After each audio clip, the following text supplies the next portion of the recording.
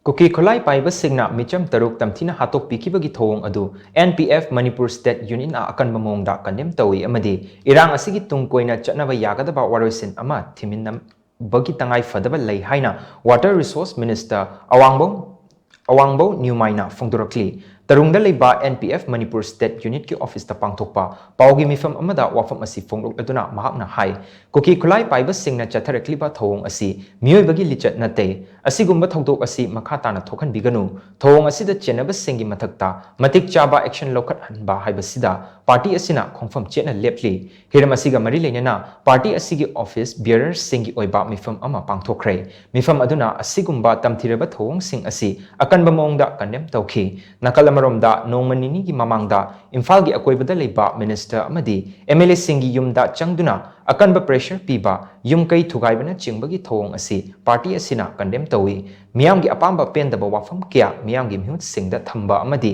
taksinbada karisu akaiba leite adubu lobu khutta paiba asinadi achumba purakloi masina state asigi mingchat thianba oina thokani matungda asigumba thouong asi thokan biganu tangdu leita ba purakna ba aikoi khudikmakna amato oina punsinduna honaminasi haiki nakalamaramda paumi singna hangba wahang amagi paukum piraduna mahakna hai NPF asi NDA gi partner amani party asiga BJP ga punna chatminari amadi makhata nasu chatminakhi kani haina mahakna makhata khi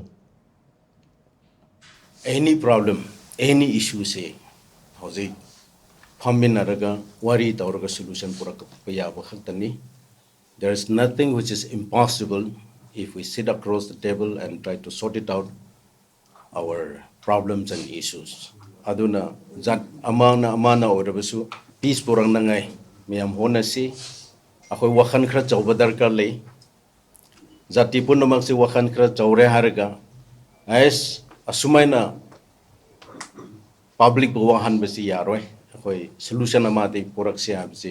public ki khut su lei hoje government ga khut khakt nate public cooperation se darkar lei all the communities be it Meitei be it Naga be it Kuki